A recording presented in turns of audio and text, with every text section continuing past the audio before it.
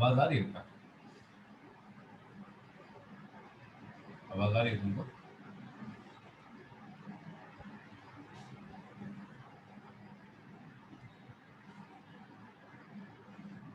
कृतिका, बेटा आवाज आ रही है? Yes sir. स्क्रीन दिख रही है तुमको? ब्लैंक स्क्रीन दिख रही है कॉपी का पेपर स्क्रीन पे? यस सर दिख रही है।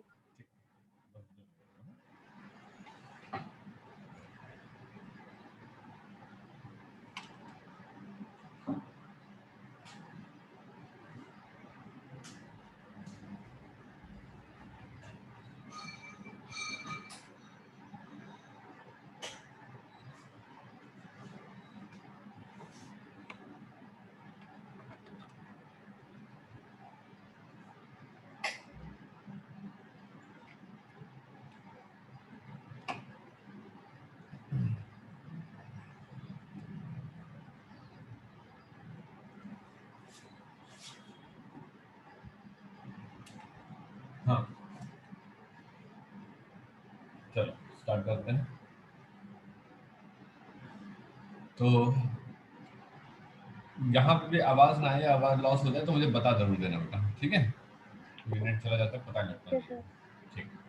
तो अब बात करते हैं क्लास 11th की। तो क्लास 11th में जो फिजिक्स है वो एक तरीके से क्लास 9th का जो है एडवांस वर्जन है। मतलब क्लास 9th में जो तुम पढ़ करके आए हो वही क्लास 11th में ही टॉपिक पढ़ाए जाएंगे, लेकिन अब जो है खूब डिटेल में पढ़ाया जाएगा टॉपिक्स में, ठीक है? तो अब बात करते हैं कि इसमें क्या क्या आता है। तो अब चूंकि हम लोग 11th क्लास की फिजिक्स पढ़ रहे हैं तो हमें थोड़ा सा एडवांस तरीके से चीज़ें पता होनी चाहिए कि जो 11th क्लास की फिजिक्स है वो तुम्हारी मैकेनिक्स में डिवाइडेड है, ठीक? वो तुम्हारी जो है थर्मल साइंस में तुम्हारे पास डिवाइडेड है, और वो तुम्हारी जो है ऑसिलेशंस में तुम्हारे पास डिवाइडेड है, ठीक है? मैकेनिक्स में, थर्मल साइंस में, और तुम्हारे पास जो है ऑसिलेशंस में डिवाइडेड है। अब इसमें जो मैकेनिक्स वाला पोर्शन होता है वो मान के चलो कि 68% रहेगा लगभग। थर्मल साइंस वाला पोर्शन मान के चलो कि 22% रहेगा। ऑसिलेशन वाला पोर्शन मान के चलो 10% रहेगा। इस तरीके से तुमको पढ़ना है। अब इसमें जो मैकेनिक्स है, ये मैकेनिक्स बहुत ही इंपॉर्टेंट वाला पार्ट है। ये मान के चलो कि अगर मैकेनिक्स आ गई तो पूरी फिजिक्स आ गई, और मैकेनिक्स नहीं आई तो फिजिक्स चली गई, ये वाला हिसाब रहता है मैकेनिक्स के साथ, ठीक है? तो मैकेनिक्स में हम लोग क्या क्या पढ़ेंगे? एक तो फोर्स वाला न्यूटन्स लॉ पढ़ेंगे, वर्क पावर एनर्जी वाला पढ़ेंगे, ठीक, टॉर्क वाला पोर्शन पढ़ेंगे, ठीक है, और तुम्हारा जो है ग्रेविटेशन वाला पोर्शन पढ़ेंगे। ये सारा का सारा मैकेनिक्स के अंदर आता है और ये हमको पढ़ना होता है, ठीक? चलो अब स्टार्ट करते हैं यहाँ पे। तो जो पहला चैप्टर है वो काफ़ी थ्योरेटिकल चैप्टर है जिसका नाम फिजिकल वर्ल्ड है। वो आपको रीडिंग करना है पूरे चैप्टर की, ठीक है? आप रीड कर लीजिएगा, उसके बाद हमको बताइएगा, हम उसमें से जो इम्पोर्टेंट पार्ट है उसको हम, हाँ क्या कह रहे हो बेटा? कुछ कह रही थी क्या? सर रीड किया था मैंने। रीड किया था तुमने? क्या क्या पढ़ा उसमें वैसे रीड करने के बाद पहले चैप्टर में? सर फिजिक्स क्या होती है और उसकी ब्रांचेस पढ़ी थी हाँ हाँ हाँ, ठीक और है, तुमने लॉज पढ़ लिया ना? पढ़े थे। अच्छा अच्छा, ठीक है, पढ़ लिया ना तुमने? एक दिन मैं क्या करूंगा, तुमको उस पर्टिकुलर क्या नाम है चैप्टर की कुछ हाइलाइट्स नहीं पढ़ाऊंगा। वो वैसे तो क्या नाम है स्टूडेंट के पढ़ने वाला है, ठीक है, बट फिर भी मैं उसमें contact forces, non contact forces, high range forces, लो रेंज फोर्सेज के बारे में पढ़ाऊंगा। काफी थ्योरेटिकल पार्ट है, ठीक है, वो चीज वहाँ पे करवाएंगे। अब मेन पार्ट इसमें अंदर आता है, जो सेकंड चैप्टर है वो आता है, तो वहां से स्टार्ट करते हैं, ठीक है? और ये वाला जो पहला चैप्टर है वो किसी ने उठा करके पूरा एक ही बार में कंप्लीट कर देंगे। तो जो चैप्टर हम लोग स्टार्ट कर रहे हैं उसका नाम है यूनिट्स एंड मेजरमेंट। अब ये क्या चैप्टर है, units and measurement? Units and measurement में हमें क्या करना होता है, हमें यूनिट्स के बारे में पढ़ाई करनी है। हमें यहाँ पे सेंटीमीटर के बारे में, मास के बारे में, करंट का यूनिट एम्पियर के बारे में, टेम्परेचर की यूनिट डिग्री सेल्सियस के बारे में, इसके बारे में हमको पढ़ाई करनी है, ठीक है? तो इसने सबसे पहले क्या बताया, इसने कहा कि फिजिक्स जो है वो एक एग्जैक्ट साइंस है, ओके? इसने कहा कि फिजिक्स जो है वो तुम्हारे पास एक इज एन एग्जैक्ट साइंस, वो तुम्हारे पास एक एग्जैक्ट साइंस है, ठीक है। और इसमें मेनली हमें it gives accurate knowledge, okay, it gives accurate knowledge, और इसमें जो है हमको बहुत ही एक्यूरेट नॉलेज मिलती है, ठीक, about nature and natural phenomena, about nature and natural phenomena, about nature and natural phenomena, nature और नेचुरल फिनोमिना के बारे में बहुत ही जो है हमको एग्जैक्ट नॉलेज मिलती है। इसने कहा ठीक है। इसने का क्या मतलब, इसने का मतलब ये है कि हम लोग यहाँ पे कुछ फिजिकल क्वांटिटीज के बारे में पढ़ते हैं। इसने का क्यों पढ़ें फिजिकल क्वांटिटीज के बारे में, उसने कहा जैसे मान लो कि एक रॉड है, ठीक है, जैसे मान लो कि ये पर्टिकुलर एक रॉड है, ठीक है। अब इस रॉड का हम क्या क्या बता सकते हैं सर, इस रॉड की हम जो है लेंथ बता सकते हैं, ठीक है। इस रॉड का हम क्या बता सकते हैं, मटेरियल बता सकते हैं, ठीक है। इस रॉड का हम क्या बता सकते हैं, इस रॉड का हम टेम्परेचर बता सकते हैं, ठीक है। और इस रॉड का हम और क्या बता सकते हैं, इसका हम कलर बता सकते हैं, ठीक है। तो इसने कहा कि जब हम किसी भी पर्टिकुलर ऑब्जेक्ट को लेते हैं, ये ऑब्जेक्ट ही है जिसके बारे में पूरी फिजिक्स में चर्चा होनी है। अब मैं एक बॉल लूंगा, एक रॉड लूंगा, उसे फेंक दूंगा, ऊपर फेंक दूंगा, नीचे फेंक दूंगा, है ना, उसे छोड़ दूंगा अपने हाथ से डायरेक्टली नीचे। तो इस बार हम ऑब्जेक्ट के बारे में बात करने वाले हैं। अब हम ऑब्जेक्ट के बारे में क्या क्या बात कर सकते हैं, हम उसकी लेंथ के बारे में बात कर सकते हैं, उसके मटेरियल के बारे में बात कर सकते हैं, उसके टेम्परेचर के बारे में बात कर सकते हैं, उसके कलर के बारे में बात कर सकते हैं। तो जो मटेरियल के बारे में पढ़ाई होगी वो मटेरियल साइंस के अंदर चली जाएगी, जो टेम्परेचर के बारे में पढ़ाई होगी वो थर्मल साइंस में चली जाएगी, जो कलर के बारे में पढ़ाई होगी वो एस्थेटिक अपीयरेंस साइंस में चली जाएगी, और जो लेंथ के बारे में पढ़ाई होगी या जो तुम्हारे पास वेट के बारे में जो पढ़ाई होगी वो तुम्हारे पास यूनिट्स एंड मेजरमेंट में चली जाएगी, ठीक है। तो physics is nothing but it is a combination of so many branches in which we are going to study about material, in which we are going to study about temperature, about weight, about length, about color, ठीक है। हम इन सब चीजों के बारे में पढ़ने वाले हैं। तो इसने कहा कि ठीक है, कोई दिक्कत नहीं।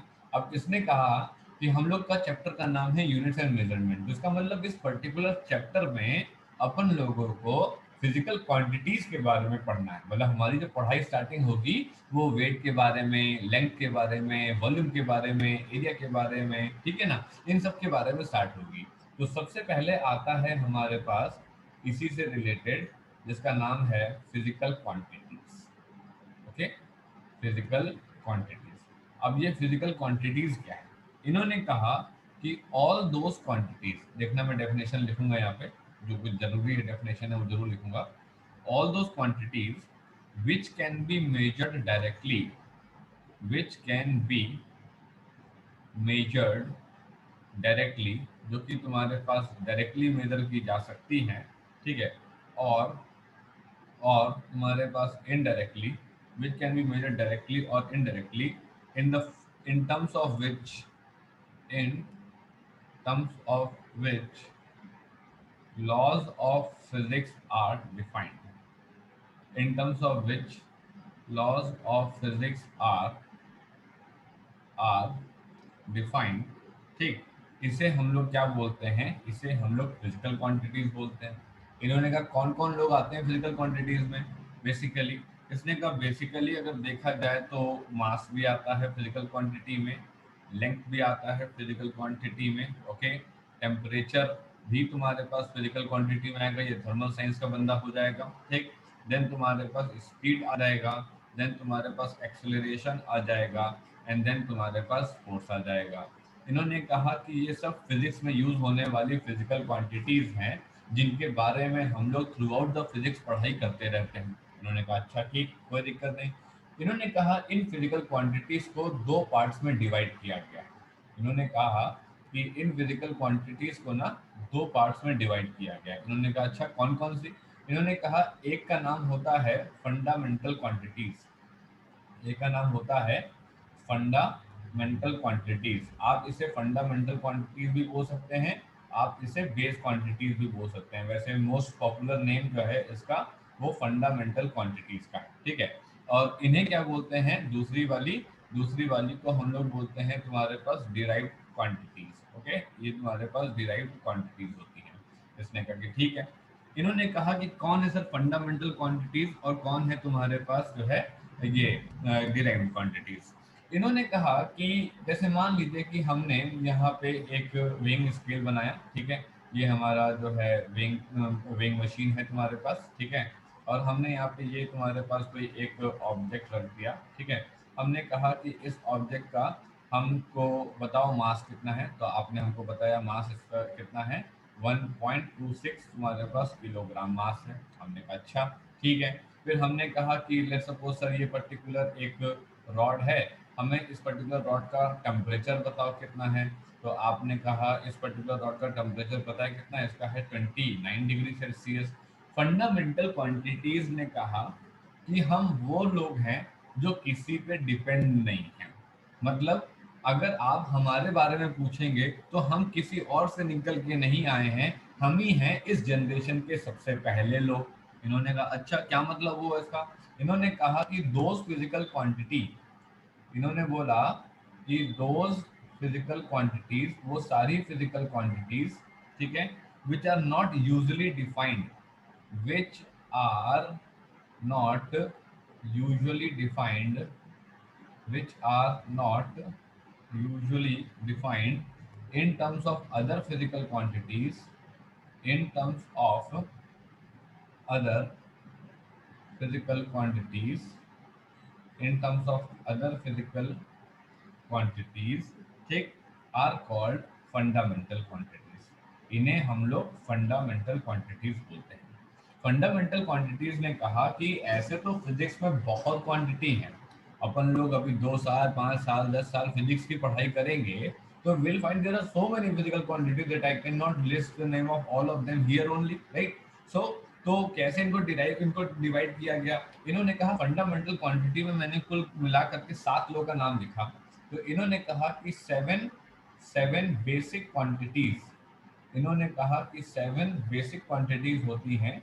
कौन कौन सी होती हैं ये 7 बेसिक क्वांटिटीज। जो पहली बेसिक क्वांटिटी आई उसका नाम आया मास। मास ने कहा हम इस जनरेशन के पहले लोग हैं, हमसे नीचे कोई नहीं था, शुरुआत हम ही से होती है। हमने कहा ठीक है। फिर दूसरी क्या नाम है, एक शख्स आए, दूसरी कैटेगरी दैट इज लेंथ आई। फिर तीसरे लोग आए, इनका क्या नाम था, इनका नाम टाइम था, ठीक। फिर और कौन कौन आया, फिर इसी कैटेगरी में एक आए तुम्हारे पास टेम्परेचर, ठीक है, तो अब टेम्परेचर तुम्हारे पास आ गया। फिर इसी कैटेगरी में एक और आए जिनका नाम क्या था, जिनका नाम था इलेक्ट्रिक करंट, ठीक है। फिर इसी कैटेगरी में एक और आए जिनका नाम आया क्या, जिनका नाम पड़ा तुम्हारे पास लुमिनियस इंटेंसिटी। क्या नाम पड़ा इनका, इनका नाम पड़ा तुम्हारे पास लुमिनियस इंटेंसिटी, ठीक। फिर सेवेंथ तुम्हारे पास क्या है, ये है तुम्हारे पास अमाउंट ऑफ सब्सटेंस, ठीक। ये है तुम्हारे पास जो है अमाउंट ऑफ तुम्हारे पास सब्सटेंस। अब इन्होंने कहा कि ये 7 लोग हैं। इन्होंने कहा कि वजन की कैटेगरी में मास जो है वो सबसे पहला था, लंबाई की कैटेगरी में लेंथ सबसे पहला था, समय की कैटेगरी में टाइम सबसे पहला था, तापमान की टेम्परेचर की कैटेगरी में टेम्परेचर सबसे पहले थे, इलेक्ट्रिक करंट की कैटेगरी में करंट पहले थे, ल्यूमिनस इंटेंसिटी ये लाइट की इंटेंसिटी के बारे में बताता है, और अमाउंट ऑफ सब्सटेंस जो कि तुमने केमिस्ट्री में पढ़ रखा होगा जो कि मोल कहलाता है, ठीक। तो अब इसने कहा कि ये हम जो लोग जो यहाँ पे दिख रहे हैं, मास जो कि तुम्हें किलोग्राम में दिख रहा होगा, लेंथ जो कि तुमको मीटर में दिख रहा होगा, टाइम जो कि तुमको सेकंड में दिख रहा होगा, टेम्परेचर जो कि केल्विन में दिख रहा होगा, करंट जो कि एम्पियर में दिख रहा होगा, ल्यूमिनस इंटेंसिटी तुम्हारे पास कैंडेला में आता है, ठीक, और तुम्हारे पास अमाउंट ऑफ सब्सटेंस ये तुम्हारे पास मोल में आता है, ठीक। तो इन्होंने क्या बताया, इन्होंने कहा कि हम 7 लोग फंडामेंटल क्वांटिटी कहलाते हैं, और हम लोग अपने अपने जोन में सबसे पहले जो पैदा हुए थे वो लोग हैं। अब हमसे आगे मिलकर के कुछ और लोग पैदा होंगे, तो उन्होंने कहा उन लोग को कहाँ रखोगे, उन्होंने कहा उन लोग को हम डिराइव्ड क्वांटिटी में रखेंगे। इन्होंने कहा अच्छा, मतलब इसका मतलब क्या हुआ। इन्होंने कहा इसका मतलब ये हुआ कि those physical quantities which are defined by those physical quantities, इसने बोला कि those physical quantities which are defined on the basis of which are defined on the basis of which are defined on the basis of other physical quantities, other physical quantities which are defined on the basis of the physical quantities are called derived quantities. ठीक, are called derived quantities, are called derived quantities. इन्होंने कहा ठीक है। अब ये derived quantities क्या है? इन्होंने कहा इसमें आता है स्पीड, इसमें आता है तुम्हारे पास वेलोसिटी, इसमें आता है तुम्हारे पास एक्सेलरेशन, राइट? इसमें आता है तुम्हारे पास एक्सेलरेशन। स्पीड किसे कहते हैं बेटा बताओ? स्पीड सुना है तुमने वर्ड कभी इसके पहले? स्पीड हाँ सर सुना है। क्या होता है? स्पीड बताओ। स्पीड को कैसे डिफाइन करोगे? कोई तुमसे कहता है मेरे को स्पीड के बारे में बताओ, तुम्हें क्या पता, तुम क्या बताओगे उसको स्पीड के बारे में? स्पीड होता है डिस्टेंस अपॉन टाइम, है ना? स्पीड क्या होता है? हाँ स्पीड होता है distance upon distance time. Upon तो टाइम। इसने कहा कि जब मैं स्पीड का फॉर्मूला लिखूंगी ना, तो मेरे को पता चलेगा कि इसमें डिस्टेंस होता है और इसमें टाइम होता है, ठीक है? तो इन्होंने कहा था mass, length, time, temperature, current, luminous intensity और अमाउंट ऑफ सब्सटेंस ने कहा था कि अपने अपने जोन में हम लोग वो हैं जो सबसे पहले पैदा हुए, ठीक है? लेकिन डिराइव क्वांटिटी ने कहा था कि हमारे यहाँ कोई जो है स्टैंडर्ड लोग नहीं है, हमारे यहाँ जो कोई भी लोग हैं जो कि डिराइव्ड क्वांटिटी की कैटेगरी के अंदर आते हैं, वो लोग हमारे फंडामेंटल क्वांटिटी पे निर्भर होंगे। इन्होंने कहा क्या मतलब? इन्होंने कहा कि देखो अगर मैं स्पीड का फॉर्मूला लिखता तो इसमें डिस्टेंस आता, और डिस्टेंस को हम लोग क्या बोल सकते हैं? लेंथ की कैटेगरी वाले लोग। और इसमें टाइम आता, इसको हम लोग क्या बोल सकते हैं? टाइम की कैटेगरी वाले लोग। तो डिस्टेंस को हम लोग कैसे लिख सकते हैं? किलोमीटर लिख सकते हैं। और टाइम को क्या लिख सकते हैं? आवर लिख सकते हैं। डिस्टेंस को क्या लिख सकते हैं? मीटर लिख सकते हैं। और टाइम को क्या लिख सकते हैं? सेकंड लिख सकते हैं। इसका मतलब ये हुआ कि तुम्हारे पास यूनिट ऑफ स्पीड क्या हुई? यूनिट ऑफ स्पीड हुई तुम्हारे पास मीटर पर सेकंड, या फिर तुम्हारे पास क्या? Kilometre per hour. तो हमने देखा कि जब मेरे को स्पीड की यूनिट लिखनी थी, तो स्पीड की यूनिट लिखने के लिए मुझे डिस्टेंस का और टाइम का सहारा लेना पड़ा। मुझे स्पीड की पहले से यूनिट कोई पता ही नहीं थी। तो जब मैंने डिस्टेंस और टाइम का सहारा लिया, तो लेंथ ने बोला कि तुम हमारे बारे में जानते हो हम कौन है? हम तो फंडामेंटल क्वांटिटी हैं। टाइम ने कहा तुम जानते हो हमारे बारे में हम कौन है? हम फंडामेंटल क्वांटिटी हैं। तो स्पीड ने कहा तो हम कौन है? इसने कहा तुम डिराइव्ड क्वांटिटी हो। तुम डिराइव्ड क्वांटिटी इसलिए हो क्योंकि तुम फंडामेंटल क्वांटिटी पे डिपेंड करते हो। तुम्हारी अपने खुद की कोई यूनिट नहीं है। जब तक हम नहीं आएंगे तब तक तुम्हारी यूनिट नहीं आएगी। इसका मतलब ये हुआ कि फिजिक्स में जो फिजिकल क्वांटिटीज होती हैं उसमें से 7 लोग फंडामेंटल क्वांटिटी होती हैं। 7 के अलावा अगली 1000 2000 जो फिजिकल क्वांटिटीज होंगी वो सारी की सारी कैसी होंगी? डिराइव्ड क्वांटिटी होंगी। आई बात समझ में? वो सारी सारी क्वांटिटी कैसी होंगी? डिराइव्ड क्वांटिटी होंगी। तो अब इन्होंने कहा कि अच्छा एक और एग्जाम्पल दो। हमने कहा ठीक है भाई एक और एग्जाम्पल लो। जैसे मान लो कि फोर्स का हमें लिखना है, तो फोर्स क्या होता है? फोर्स होता है तुम्हारे पास मास इंटू एक्सेलरेशन, है ना? अब मास इंटू एक्सेलरेशन में मास की यूनिट क्या लिख सकते हैं हम लोग? तो मास का लिख सकते हैं हम लोग किलोग्राम। एक्सेलरेशन क्या होता है? एक्सेलरेशन होता है, एक्सेलरेशन की यूनिट कितनी होती है? एक्सेलरेशन की यूनिट मीटर पर सेकेंड। मीटर पर सेकंड मीटर स्क्वायर। पर सेकेंड मीटर पर सेकंड स्क्वायर स्क्वायर। हाँ होती है ना। एक्सेलरेशन होता है वेलोसिटी अपॉन टाइम। तो वेलोसिटी अपन लोग जानते हैं क्या होता है? मीटर पर सेकंड होता है। और टाइम यूनिट कितनी होती है? सेकंड होती है। तो मीटर पर सेकंड स्क्वायर। तो फोर्स की यूनिट कितनी आ गई? फोर्स की यूनिट आ गई किलोग्राम मीटर पर सेकंड स्क्वायर। और इसी को हम लोग क्या बोलते हैं? इसी को हम लोग बोलते हैं न्यूटन। आई बात समझ में? इसका मतलब ये हुआ कि जो फोर्स, जो एक्सेलरेशन, जो वेलोसिटी, जो स्पीड, ये लोग जो हैं अपनी यूनिट्स को डिराइव करेंगे और इनको मदद लेनी पड़ेगी फंडामेंटल क्वांटिटी की। तो फंडामेंटल क्वांटिटी क्या हुआ? फंडामेंटल क्वांटिटी वो लोग जो अपनी अपनी कैटेगरी में सबसे पहले पैदा हुए थे। और डिराइव क्वांटिटी क्या हुआ? डिराइव क्वांटिटी में वो लोग जो फंडामेंटल क्वांटिटी पे पूरी तरीके से निर्भर करते हैं कि भैया तुम आओगे तब तो हम अपनी यूनिट डिफाइन कर पाएंगे, और अगर तुम नहीं आओगे तो हम अपनी यूनिट को डिफाइन नहीं कर पाएंगे। आया? इतनी बात समझ आई?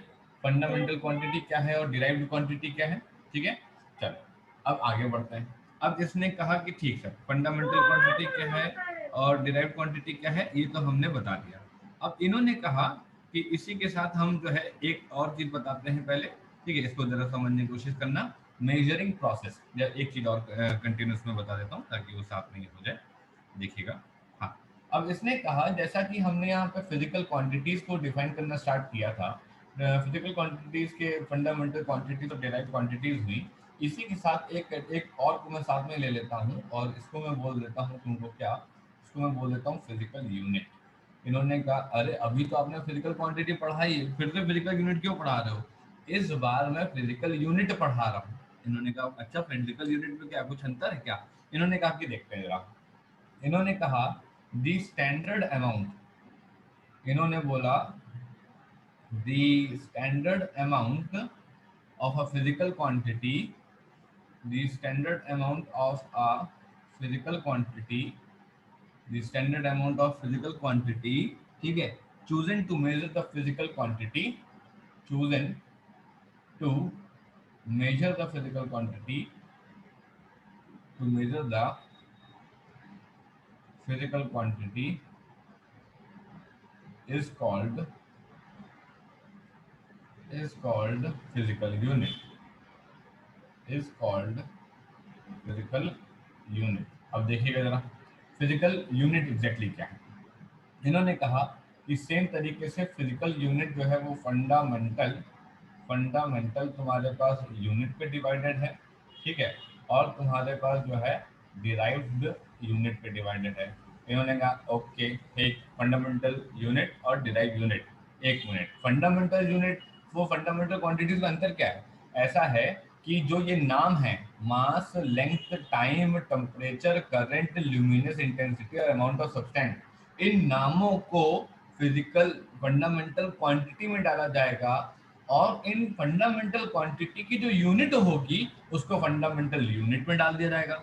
इन्होंने कहा एक मिनट, क्या मतलब हुआ? मतलब ये हुआ कि अगर हम लोग बात करते हैं मास की, तो मास जो है उसे फंडामेंटल क्वांटिटी बोलेंगे, और मास की यूनिट जो किलोग्राम होगी, और मास की यूनिट जो किलोग्राम होगी, इसे हम किलो। फंडामेंटल यूनिट बोलेंगे। इसका मतलब ये हुआ कि क्या सर फंडामेंटल यूनिट और फंडामेंटल क्वांटिटी में अंतर है? फंडामेंटल क्वांटिटी नाम है, फंडामेंटल क्वांटिटी नाम है, फंडामेंटल यूनिट उस पर्टिकुलर फिजिकल यूनिट की, फिजिकल क्वांटिटी की यूनिट को कहते हैं, उसको बोलते हैं फंडामेंटल। आई बात समझ में? ठीक है, तो इसने कहा कि ये जो किलोग्राम, ये जो मीटर, ये जो सेकेंड, ये जो केल्विन, ये जो एम्पियर, ये जो कैंडेला और ये जो मोल, ये जो आप लिखे हो, इन्हें तुम्हारे पास यूनिट में डाला जाएगा और इन्हें फंडामेंटल यूनिट बोलेंगे। इन्होंने कहा अच्छा। इन्होंने कहा तो फिर स्पीड को लिखा हमने, तो स्पीड की यूनिट तो सर किलोमीटर पर आवर आई थी, है ना, और स्पीड की यूनिट तो तुम्हारे पास मीटर पर सेकंड आई थी। तो इसने क्या बोला? इसने कहा कि जो किलोमीटर पर आवर आई थी, इसको हम लोग क्या बोलेंगे? जो किलोमीटर पर आवर आई थी, इसको बोलेंगे डिराइव्ड यूनिट। ठीक है, इसको बोलेंगे डिराइव्ड यूनिट, इसको बोलेंगे डिराइव्ड यूनिट, और इसे क्या बोलेंगे?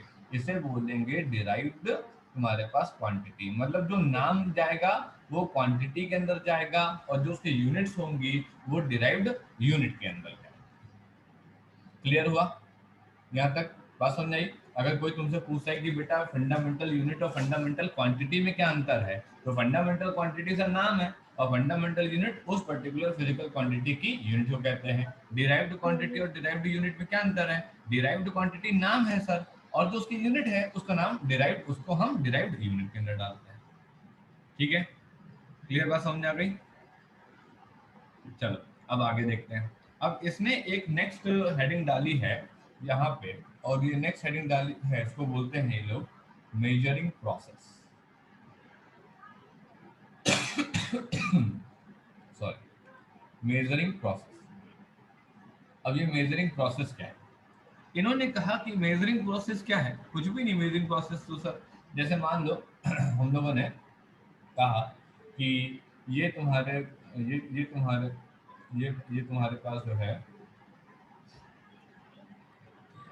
हाँ, इन्होंने कहा कि जैसे मान लो कि ये तुम्हारे पास एक वेइंग मशीन है, ठीक है, और इस वेइंग मशीन के अंदर तुम्हारे पास कोई एक थैली रखी हुई थी और इसमें तुम्हारे पास गेहूं पड़ा हुआ था, ठीक है, इसमें तुम्हारा गेहूं पड़ा हुआ था। तो हमने कहा कि ये गेहूं कितना है? ये 22 किलोग्राम तुम्हारे पास व्हीट है। ओके, इसने कहा ठीक है। इसने क्या बताया कि 22 और तुम्हारे पास किलोग्राम और ये तुम्हारे पास वीट, ये है तुम्हारे पास टाइप ऑफ मटेरियल, ठीक है। ये है तुम्हारे पास टाइप ऑफ मटेरियल, ये मटेरियल का टाइप या फिर उसका नाम आप कुछ भी कह सकते हो, ठीक। इसने करके ठीक है, साफ साफ पता लग रहा है ये क्या चीज है। 22 क्या है, 22 जो है उसको हम लोग बोलते हैं न्यूमेरिकल वैल्यू। 22 को हम लोग बोलते हैं क्या, न्यूमेरिकल वैल्यू। किलोग्राम क्या है, किलोग्राम तुम्हारे पास यूनिट है। इसने कहा ठीक है, कोई दिक्कत नहीं। तो इन्होंने कहा to express the measurement of a physical quantity, इसने बोला to express the to express the measurement of to express the measurement of physical quantity, अगर हमको किसी भी फिजिकल क्वांटिटी का मेजरमेंट को दिखाना है तो मेरे को दो बातें चाहिए ही चाहिए, ठीक। पहली बात unit in which, unit in which quantity is measured. पहली बात तो मुझे उस यूनिट के बारे में बताएं जिस पर्टिकुलर यूनिट पे उस क्वांटिटी को मेजर किया गया है। और दूसरी बात मुझे ये बताएं क्या मैग्नीट्यूड मैग्नीट्यूड और न्यूमेरिकल वैल्यू, मैग्नीट्यूड और न्यूमेरिकल वैल्यू ऑफ क्वांटिटी, ठीक है। मैग्नीट्यूड और न्यूमेरिकल वैल्यू ऑफ क्वांटिटी, मतलब पहली बात तो आप मेरे को यूनिट के बारे में बताएं और दूसरी बात मैग्नीट्यूड के बारे में बताएं। तो इन्होंने कहा कि अगर 22 किलोग्राम तुम्हारे पास व्हीट है, तो मैंने अभी अभी आपको बताया कि ये न्यूमेरिकल वैल्यू है और ये यूनिट है, तब जाकर के हम लोग डिफाइन करवाए प्रॉपरली, और क्या चीज है हमने उसका नाम भी लिख दिया। तो इस तरीके से तुम्हारे पास किसी भी फिजिकल क्वांटिटी को दिखाते हैं। इन्होंने कहा अच्छा। इन्होंने एक बात बोली, इन्होंने कहा कि अगर हम तुमसे कहते हैं कि 1 किलोग्राम में कितने हजार ग्राम होते हैं, 1 किलोग्राम में क्या होता है, 1000 ग्राम में होते हैं। हमने कहा ठीक है। 1000 है। और 1 ग्राम में क्या होता है, 1000 तुम्हारे पास मिलीग्राम होते हैं, ठीक है। तो कोई कहेगा कि सर मैंने वजन किया और मैंने ऐसे 22 किलोग्राम दिखा। हमने कहा ठीक है भाई, सही किया होगा तुमने।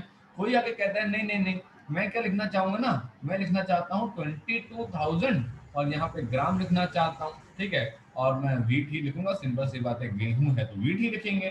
किसी ने कहा नहीं नहीं सर, मैं लिखना चाहता हूँ 22 तीन जीरो और 22 और तीन जीरो, इससे मिलीग्राम लिखना चाहता हूँ और मैं वीट लिखना चाहता हूँ। तो जरा देखा जाए तो स्टूडेंट नंबर 1 सही है या स्टूडेंट नंबर 2 सही है या स्टूडेंट नंबर 3 सही है। तुम कहोगे सर तीनों तो सही हैं, गलत कोई क्यों है। भाई 1 किलोग्राम का उसने 1000 ग्राम में कन्वर्ट कर दिया और उसने 1 ग्राम का 1000 मिलीग्राम में कन्वर्ट कर दिया। तो उसने क्या किया, उसने उठा करके ये लिख दिया, ये लिख दिया और ये लिख दिया। अगर हम ध्यान से देखें, अगर मैं इसे क्यू कहता हूं तो मैं इसे भी क्यू कहूंगा, इसे भी क्यू कहूंगा। क्या मतलब वो इस बात का, क्यू मतलब इसने कहा अगर मैं इसे N1 और U1 कहता हूं, इसे मैं N2 और U2 कहता हूं, इसे मैं N3 और U3 कहता हूं, तो इसका मतलब Q can be written as N1 U1 और N2 U2 और N3 U3। क्या हुआ सर इस बात का मतलब, इस बात का मतलब ये हो गया बेटा कि हम जैसे जैसे यूनिट को छोटा करते जा रहे थे, जैसे जैसे हम किलोग्राम से ग्राम में जाते जा रहे थे, जैसे जैसे हम ग्राम से मिलीग्राम में चलते चले जा रहे थे, वैसे वैसे मेरी न्यूमेरिकल वैल्यू बढ़ती जा रही थी, है ना। तो मैंने कहा कि एज यू डिक्रीजेस, जैसे जैसे मैं यू को घटा रहा था, जैसे जैसे मैं यूनिट की वैल्यू को, उसकी स्ट्रेंथ को घटा रहा था, वैसे वैसे मेरी न्यूमेरिकल वैल्यू N1 से N2 से N3 तुम्हारे पास बढ़ती ही चली जा रही थी। तो हमने कहा बात तो सही है भाई, ये 22 तुम्हारे पास 6 जीरो है ना, और ये 22 तुम्हारे पास 3 जीरो और ये 22 तुम्हारे पास। तो हमने कहा कि मेरी n की वैल्यू लगातार क्या हो रही थी, बढ़ रही थी। तो इसने कहा कि ठीक है, एक बात समझ में आ गई, अगर हम न्यूमेरिकल वैल्यू फिजिकल क्वांटिटी की बड़ी रखेंगे तो यूनिट मेरी छोटी होती जाएगी, अगर हम न्यूमेरिकल वैल्यू छोटी रखेंगे तो यूनिट मेरी बड़ी होती जाएगी। इसका मतलब n का u से जो रिलेशन है वो कैसा है, वो तुम्हारे पास इनवर्सली प्रोपोर्शनल। इतनी बात समझ में आई, ठीक है। तो आप जैसे जैसे यूनिट को छोटा करती जाओगी, वैसे वैसे n की वैल्यू बढ़ती ही चली जाएगी। और जैसे जैसे यू की वैल्यू को बड़ा करती जाओगी वैसे वैसे एन की वैल्यू छोटी होती जाएगी। तो ये पूछते हैं in the measuring process of the physical quantity how the numerical value and the unit and the quantity is measured, वो कैसे आपस में रिलेशन में रहती हैं। तो वो हमेशा आपस में रिलेशन में रहती है कैसी, इनवर्स क्वांटिटी के रिलेशन पे। इतनी बात समझ आई बेटा, यहाँ तक कोई डाउट तो नहीं है? ठीक है। सर यू और एन, सर हाँ हाँ बेटा बोलो बोलो। सर एन और यू जो है सर इसकी जगह कुछ और मतलब ले सकता है? नहीं ले तो सकती हो तुम, लेकिन जो स्टैंडर्ड फिजिक्स में जो डिफाइन है एन और यू की, एन और यू सिंबल है ना, वो तुम्हारे पास यूनिट्स एंड मेजरमेंट में डिफाइन है। तो तुम लेना चाहो तो ले सकते हो अपने हिसाब से, एम पी एन जो मन चाहे वो ले लो, बस डिफाइन कर लो। लेकिन ये स्टैंडर्ड डिफाइन है, इसलिए हमने एन और यू को यहाँ पे इस्तेमाल किया। ठीक है ना। तो N1 U1 है ना, N2 U2 N3 U3, ये हमने स्टैंडर्ड डिफाइन किया गया है क्योंकि पूरी फिजिक्स में ये तुम्हारे पास स्टैंडर्ड इन्हीं के लिए डिफाइन होते हैं और कहीं इस्तेमाल नहीं होता है। ठीक है। ओके हाँ सर। चलो, अब हम आगे बढ़ते हैं। अब इसने कहा कि ये तो चलिए हमने आपको बता दिया कि ये जो तुम्हारे पास 7 बेसिक क्वांटिटीज हैं इनका नाम फंडामेंटल क्वांटिटी है। ये लोग जो है, ये लोग जो है नेम है, ठीक है। और ये लोग जो हैं, ये लोग तुम्हारे पास यूनिट की कैटेगरी में आते हैं, kilogram, metre, second, kelvin, ampere, और ये कैंडला और ये मोल, है ना। अब इसने कहा कि ये जो 7 बेसिक फंडामेंटल क्वांटिटी हैं, इसके अलावा दो लोग और हैं। अच्छा, इन्होंने कहा दो लोग और हैं, मतलब इन्होंने कहा इसके अलावा आती है तुम्हारे पास सप्लीमेंट्री यूनिट्स। ठीक है, सप्लीमेंट्री यूनिट्स आती हैं। अब अगर हम लोग बात सप्लीमेंट्री यूनिट्स की करें, अब अगर बात हम लोग यहाँ पे सप्लीमेंट्री यूनिट्स की करें तो सप्लीमेंट्री यूनिट्स एग्जैक्टली क्या है। इन्होंने क्या बताया, इन्होंने कहा कि पहली यूनिट होती है जिसका नाम होता है रेडियन, और दूसरी यूनिट होती है जिसका नाम होता है स्टेरेडियन। ठीक है। अब इसने कहा कि रेडियन क्या चीज़ है सर, भैया रेडियन को क्या कहते हैं, जब आप बड़ी क्लास में आ जाते हो तो आपने जो आज तक 20 degree, 40 degree, 45 degree, 60 degree, 90 degree पढ़ा है ना, अब आप वो नहीं पढ़ोगे। क्या मतलब नहीं पढ़ेंगे, अब मतलब आप एंगल को अब आप रेडियंस में पढ़ोगे। इसने कहा तो रेडियन क्या यूनिट ऑफ प्लेन एंगल है क्या, इसने कहा हाँ। तो रेडियन के बारे में जरा डिफाइन करना स्टार्ट करते हैं। It is the unit of, it is the unit of plane angle. Radian क्या है, ये प्लेन एंगल की यूनिट है। इसने कहा अच्छा, it is the measure of the angle, it is the measure of angle subtended, it is the measure of angle subtended at the center of the circle, at the center of the circle, okay, by an arc, by an arc। अभी मैं समझाता हूँ क्या लिख रहा हूँ मैं। having length equal to the, having length equal to the radius of circle, radius of circle। जरा समझना एग्जैक्टली ये क्या चीज़ है। इसने क्या बताया, इसने कहा कि सर ऐसा है कि मैं एक सर्कल लेना चाहता हूँ। इसने कहा ले लो, सर्कल लेना चाहते हो क्या दिक्कत है। इसने कहा कि देखिए हम लोगों ने ये तो पढ़ाई है, ये तो हम लोग जानते हैं क्या है ना। इसमें इसको हम लोग बोलते हैं वाई एक्सिस, इसको बोलते हैं एक्स एक्सिस, इसको बोलते हैं फर्स्ट क्वाड्रेंट, ठीक, इसको बोलते हैं क्या, सेकंड, और इसको बोलते हैं तो थर्ड क्वाड्रेंट, इसको बोलते हैं फोर्थ क्वाड्रेंट। ठीक है। अब अगर मैं तुमसे कहूँ कि हम लोगों ने ये पढ़ रखा है, तुम कहोगे हाँ और क्या, ये तो पढ़ रखा है सर, इसमें क्या दिक्कत है। अब मैं तुमसे कहूँ कि ये वाला कोई एक पॉइंट इसको कैसे डिनोट करेंगे, तो इसे तुम कहोगे सर x,0 करके डिनोट करेंगे। इसे कैसे डिनोट करोगे बेटा, तुम कहोगे सर 0,y करके डिनोट कर लेंगे। और इसे कैसे डिनोट करोगे, तुम कहोगे सर x1,y1 करके डिनोट कर लेंगे। तो क्या z नहीं लगेगा, नहीं सर z नहीं लगेगा यहाँ पे। इसलिए z नहीं लगेगा यहाँ पे क्योंकि ये 2D है, क्योंकि क्या है ये 2D है, मतलब 2 डायमेंशन है यहाँ पे। यहाँ पे सर एक x एक्सिस है और एक तुम्हारे पास y एक्सिस है। हम कहेंगे हाँ बात तो सही है, एक x एक्सिस है, y एक्सिस है। तो इसने कहा कि रेडियन पता है क्या, रेडियन भी तुम्हारे पास इसी से रिलेटेड है। इसने कहा क्या मतलब, इसने कहा कि जैसे मान लो कि मैंने तुम्हारे पास एक सर्कल लिया, ओके, मैंने तुम्हारे पास जो है एक यहाँ पे सर्कल लिया, और इस सर्कल का तुम्हारे पास एक सेंटर मान लिया। हमने कहा ठीक है सर, आपने सेंटर मान लिया, कोई दिक्कत नहीं। अब इसने क्या बोल दिया, इसने कहा कि ये तुम्हारे पास यहाँ पे हमने बनाया, ठीक है, इधर की तरफ, और हमारे पास पार्ट, और ये एक हमने यहाँ की तरफ बना दिया, इधर की तरफ। तो उसने कहा कि ठीक है सर, बढ़िया है। अब इसने यहाँ पे एक इसको जो है ज्वाइन कर दिया। अब इन्होंने क्या बताया, इन्होंने कहा कि ये एक तुम्हारे पास ए पॉइंट है, ये तुम्हारे पास एक बी पॉइंट है, ओके, ये तुम्हारे पास एक डी थीटा है, और यहाँ से लेकर के यहाँ तक की जो लंबाई है इसको हम लोग जो है डी एस बोलते हैं। डी एस क्या चीज़ है ना। तो इसने कहा कि डी एस क्या है सर, ये जो ए बी है ये तुम्हारे पास एक आर्क है, ठीक है, और ये क्या है तुम्हारे पास, ये रेडियस आर है। इसने कहा रेडियन एग्जैक्टली क्या होता है।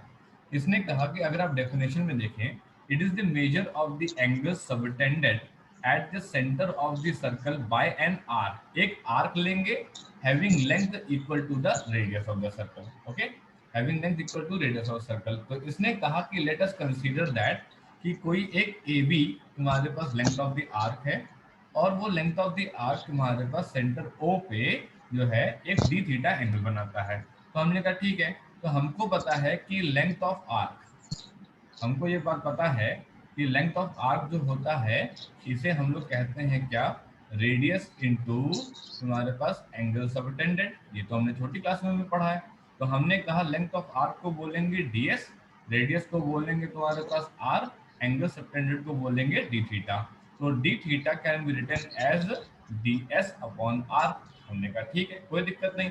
अगर अगर तुम्हारे पास ये जो लेंथ ऑफ दी आर्क है, यदि ये तुम्हारे पास ds जो है ये तुम्हारे पास अगर कहीं रेडियस ऑफ सर्कल के बराबर हो जाए, अगर कहीं ये तुम्हारे पास रेडियस ऑफ सर्कल के बराबर हो जाए, तो डी थीटा तुम्हारे पास ds अपॉन आर, बोले तो r अपॉन आर जो क्वांटिटी होती है इसी को बोलते हैं तुम्हारे पास 1 रेडियन। क्या बोलते हैं इसको, इसको बोलते हैं 1 रेडियन। इसने कहा अच्छा, अब अगर ds को देखा जाए, अगर ds को देखा जाए और ये ds अगर इस पर्टिकुलर सर्कल के रेडियस के बराबर हो जा रही है, तो आप छोटे से एंगल को बोलते हैं 1 रेडियन। अब मान लो सर कि हम कंप्लीट सर्कल ले लें, इफ कंप्लीट सर्कल ले लें, कंप्लीट सर्कल ले लो, मतलब ये कि लेंथ ए बी जो है उसको हम लोग क्या ट्रीट कर लेंगे, उसको हम लोग ट्रीट कर लेंगे सरकमफेरेंस ऑफ सर्कल। मतलब हमने पूरा का पूरा सर्कल ही कंसीडर कर लिया। अब जैसे ही हमने पूरा का पूरा सर्कल कंसीडर किया तो कैसे डायग्राम बनाएंगे, तो सर डायग्राम बनाने में क्या दिक्कत है, ऐसे बना लेंगे। ये सेंटर हो गया, ये तुम्हारे पास ए पॉइंट हो गया। अब घुमा के लाए पूरा का पूरा, घुमा के लाए, और हमको तो पूरा सरकमफेरेंस कंसीडर करना है, तो हमने पूरा सरकमफेरेंस कंसीडर कर लिया, और ए के साथ हमने यहाँ पे लिख दिया क्या, बी लिख दिया, ठीक। तो हमने कहा कि d theta is equals to, ये जो सरकमफेरेंस है ये होगा 2 पाई आर, और नीचे क्या है, नीचे तुम्हारे पास रेडियस आर है, रेडियस आर हुआ, तो हमको पता लगा जो सेंटर पे जो एंगल सबटेंडेड होगा वो कितना होगा, वो हो जाएगा तुम्हारे पास 2 पाई। तो हमने कहा कि ठीक है, कोई दिक्कत नहीं।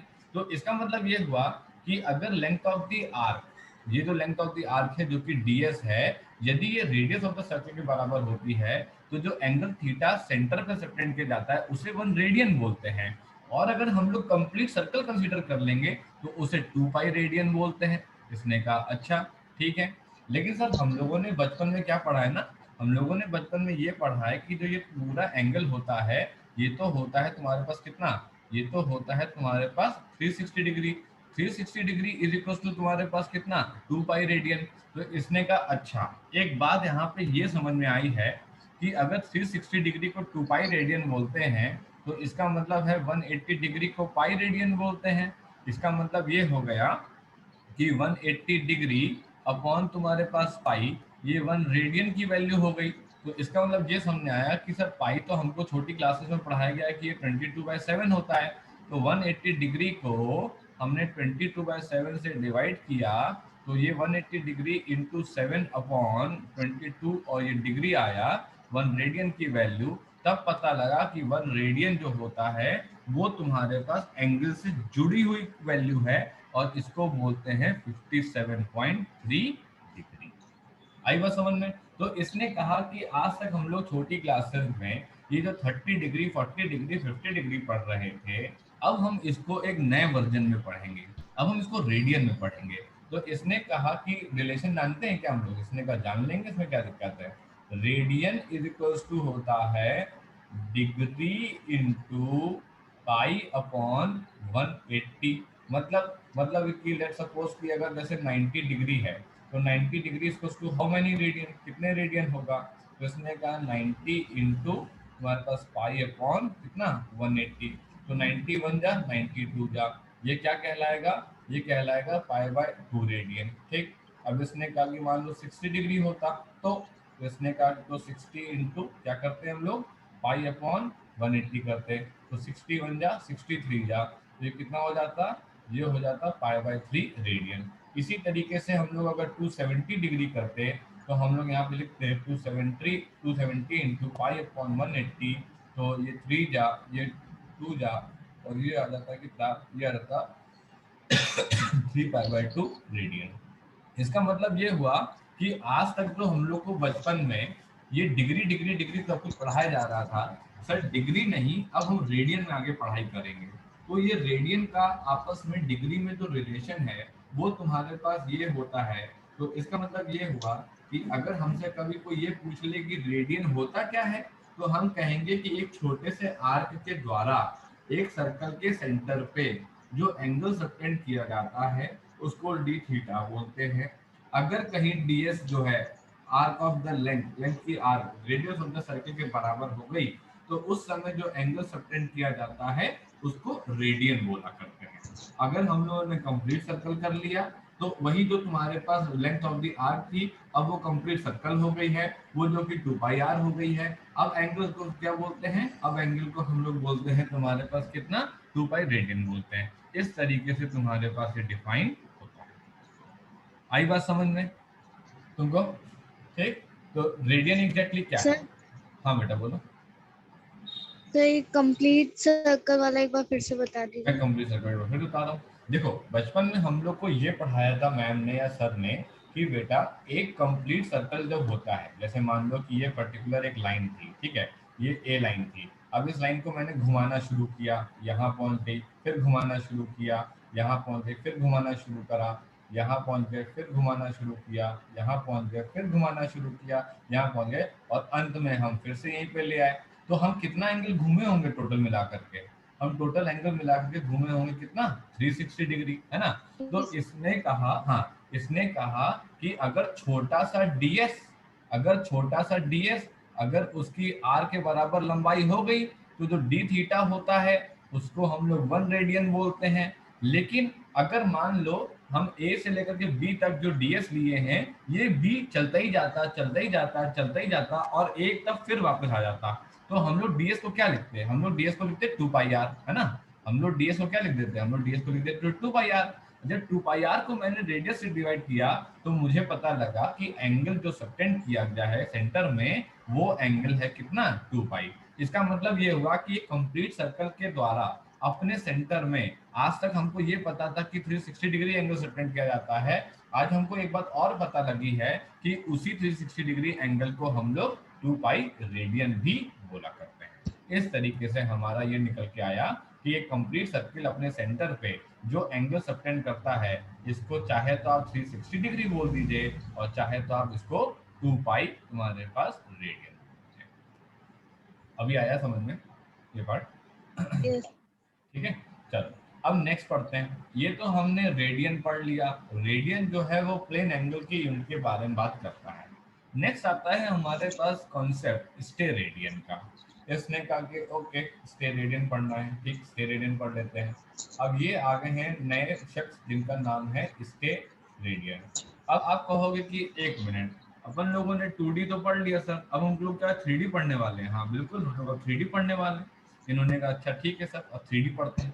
अब देखो, अब अगर हम लोग 3D की बात करेंगे तो सबसे पहले हमारे दिमाग में आता है फुटबॉल, ठीक है। सबसे पहले हमारे दिमाग में आता है समथिंग रिलेटेड टू फुटबॉल। तो उसने कहा कि ठीक सर कोई दिक्कत नहीं, तो हम लोग यहाँ बना देते हैं जरा फुटबॉल वाला पार्ट, ठीक। अब इसने क्या करा, इसने कहा कि एक फुटबॉल बना लो पहले तो सर आप। तो हमने कहा ला भाई फुटबॉल बना लेते हैं। ये हमने यहाँ पे फुटबॉल बना ली, ठीक है, और हमने थोड़ा सा ऐसे पार्ट बना लिया so that it looks like football. ठीक, और ये तुम्हारे पास हमने थोड़ा सा ऐसे बना लिया। ठीक, अब इसने क्या कहा, इसने कहा कि मैं क्या चाहता हूँ ना कि आप जो है सर इस पर्टिकुलर फुटबॉल से एक सॉफ्टी नुमा कुछ निकाल लो बाहर। तो इसने कहा ठीक सर, सॉफ्टी नुमा कुछ निकाल लेते हैं, इसको अलग कलर से कर देते हैं ताकि दिखे। ये तुम्हारे पास ऐसे, और ये तुम्हारे पास ऐसे, और ये तुम्हारे पास ऐसे, और ये तुम्हारे पास ऐसे, और ये तुम्हारे को मैंने यहाँ ज्वाइन कर दिया, ये मैंने इसको यहाँ ज्वाइन कर दिया, इसको मैंने यहाँ पे ज्वाइन कर दिया, और ये मैंने इसको यहाँ ज्वाइन कर दिया, और ये पार्ट यहाँ पे ज्वाइन कर दिया, और ये पार्ट यहाँ ज्वाइन कर दिया। मैंने क्या किया, मैंने इसको इंटेंशनली यहाँ से एक पार्ट जो है मैंने बाहर निकाल दिया है। इसने कहा ओके, आपने बाहर निकाल दिया। अब इसने कहा सर इसको काम करो जूम करके बना ताकि नजर आए ठीक से। हम बात तो सही है भाई, ठीक है। तो मैंने क्या कर दिया, मैंने यहाँ पे इसको जो है थोड़ा सा जूम करके बनाया so that I can make you understand the concept. ठीक, अब इसने कहा कि ऐसा करते हैं, ऐसा कुछ बनाते हैं यहाँ पे। तो इसने कहा ठीक है, बना देते हैं ये और ये, ठीक है। और एक पार्ट जो है यहाँ से ले लेते हैं हम लोग, इसको यहाँ पे ज्वाइन कर देते हैं, और एक पार्ट जो है हम लोग यहाँ से ले लेते हैं। ठीक, ये इधर की तरफ। ठीक, ये तुम्हारे पास यहाँ, और ये तुम्हारे पास यहाँ। ठीक, अब हमने ये जो तुम्हारे पास निकाला था ना, ये तुम्हारे पास यही वाला सेक्शन था जो मैंने यहाँ पे निकाल करके बाहर रख दिया है। इसने कहा क्यों कर रखा है ये आपने बाहर। इसने कहा कि देखो अपन लोग को तुम्हें एक एंगल समझाने का है जिसका नाम सॉलिड एंगल है। मतलब जो रेडियन होता है वो प्लेन एंगल की यूनिट होती है, मतलब 2D फिगर के जो एंगल होते हैं उनके बारे में बात करता है। अच्छा, 2D की बात करें तो सर्कल दिमाग में आता है, ठीक है। और जो स्टे रेडियन है वो एक्चुअल में यूनिट होती है सॉलिड एंगल की। इसने कहा सॉलिड एंगल क्या होता है, पहले ये तो बताओ। इसने कहा सॉलिड एंगल क्या होता है, लेट सपोज कि ये तुम्हारे पास एक छोटा सा एरिया है और ये DA है, ठीक है। तो DA ने क्या बोला, DA ने कहा ये तुम्हारे पास एक स्मॉल एरिया है। हमने कहा ठीक है, ये तुम्हारे पास DA है और ये तुम्हारे पास एक स्मॉल एरिया है, ठीक। अब इसने क्या बताया, इसने कहा कि ये तुम्हारे पास जो है यहाँ पे इधर की तरफ आया, ठीक है। ये तुम्हारे पास इधर की तरफ आया, ये इधर की तरफ आया यहाँ पे ऐसे, ठीक है। और ये तुम्हारे पास जो है इधर की तरफ आया। इसने कहा कि ये जो छोटा सा एंगल सबटेंड किया गया है ना, ये जो फुटबॉल के सेंटर पे, इसको हम लोग बोलते हैं डी ओमेगा। क्या बोलते हैं इसको हम लोग, डी ओमेगा। इस डी ओमेगा का नाम होता है सॉलिड एंगल। इस डी ओमेगा का नाम होता है सॉलिड एंगल। उसने कहा ठीक है, इसने कहा डिफाइन भी कर दो। हमने कहा डिफाइन कर सकते हैं। It is defined as, it is defined as a unit in, it is defined as a unit in solid angle, it is defined as a unit in solid angle, ठीक है। इसने कहा it is defined as it is defined as solid angle को, ठीक है। Solid angle को define कर रहा हूँ यहाँ पे, सॉलिड एंगल को डिफाइन कर रहा है। सॉलिड एंगल क्या है, इसने कहा कि it is defined as the angle subtended at the center of, subtended at the, subtended at the center of sphere, ठीक, by a sphere, by a area of sphere which is equal to, which is equal to square of, square of radius of sphere। इसने कहा it is defined as the angle subtended the centre of the sphere by an area of the sphere which is equal to area of, यहाँ पे part लिख देते हैं, area of part of sphere, ठीक, which is equal to the square of radius of sphere. इसने क्या बताया, इसने कहा सॉलिड एंगल वो पर्टिकुलर एंगल है जो कि एक छोटे से एरिया के द्वारा स्फीयर के सेंटर में सबटेंड किया जाता है। इसने का क्या मतलब हुआ, इसने का ये मतलब हुआ कि डी डब्ल्यू जो है वो होता है डी ए अपॉन तुम्हारे पास आर स्क्वायर, ठीक है। तो ये तुम्हारे पास आर हो गया और ये तुम्हारे पास रेडियस है।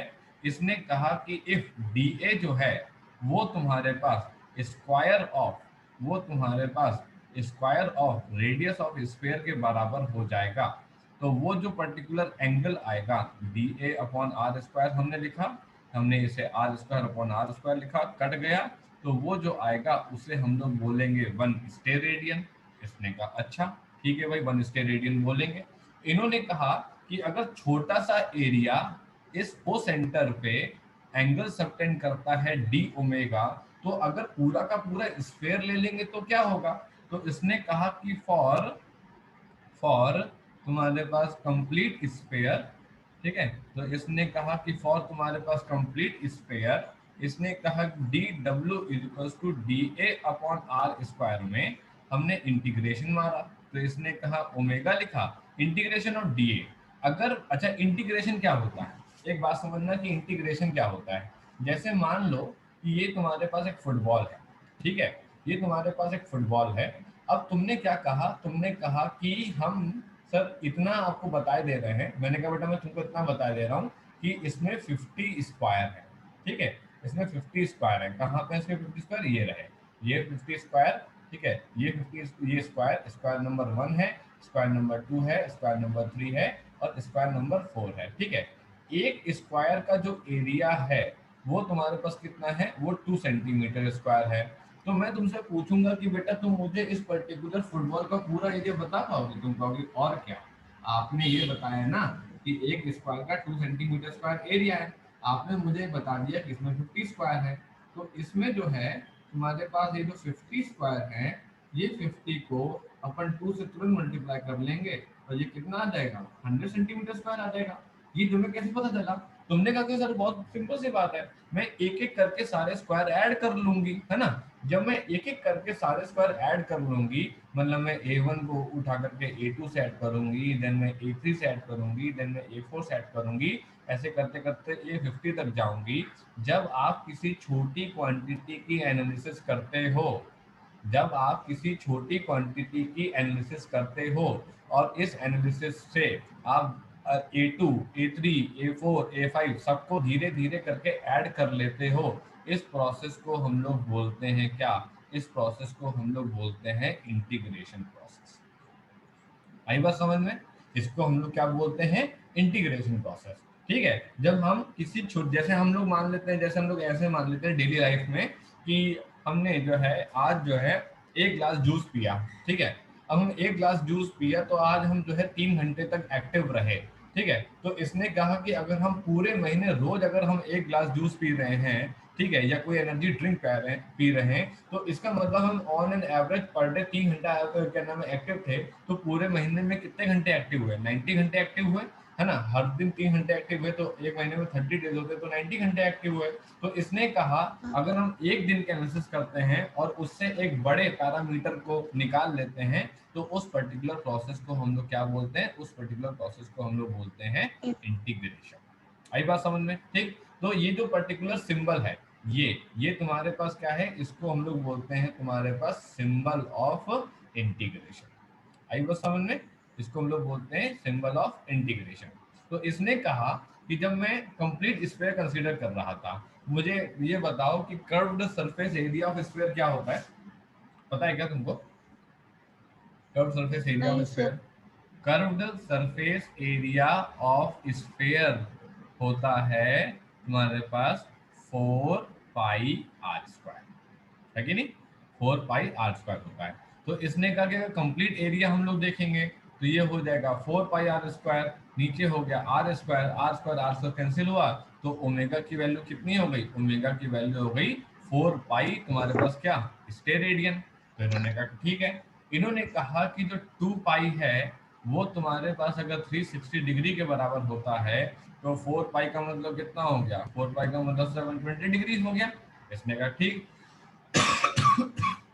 तो इसने बोला कि एक प्लेन सर्कल जो होता है, एक जो प्लेन सर्कल होता है, प्लेन सर्कल अपने सेंटर पे जो एंगल सबटेंड करता है, ठीक, पूरा एंगल, ये पूरा एंगल होता है 360 डिग्री या फिर तुम्हारे पास कितना 2π। सेम तरीके से अगर हम लोग स्फीयर की बात करें, सेम तरीके से अगर हम लोग स्फेयर की बात कर रहे हैं तो एक स्फेयर जो तुम्हारे पास होता है, ओके, एक जो तुम्हारे पास स्फेयर जो तुम्हारे पास होता है, ये स्फेयर अपने सेंटर पे जो टोटल एंगल लेता है, टोटल एंगल लेता है, ये टोटल एंगल होता है 4 पाई, और इसी को हम लोग बोलते हैं 720।